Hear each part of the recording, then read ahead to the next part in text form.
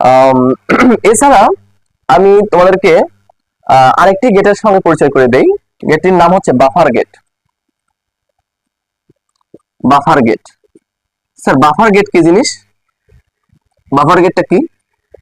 হ্যাঁ মাইডিয়া, লক্ষ্য রাখি, বাফার গেট ইম্পর্টেন্ট একটা গেট, কিন্তু মানে অনেকে ঘাবড়ে যাব, নতুন নাম বা অনেকে শুনি নাই এরকম কিছু, অনেকেই জানে অবশ্য আবার।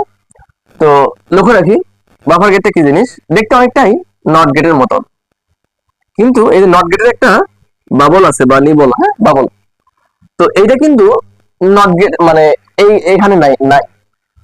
সো আমরা এইরকম যদি গেট দেখি, আমরা বলবো এটিকে বাফার গেট। এ দিলে আউটপুটেও এই আসবে, অর্থাৎ যে গেটের একটি ইনপুট থাকে, একটি মাত্র আউটপুট থাকে, এবং ইনপুট আউটপুটের অবস্থার মধ্যে কোনো পরিবর্তন দেখা যায় না, সেই গেটটি হচ্ছে বাফার গেট। আশা করি বুঝতে পারছি সবাই।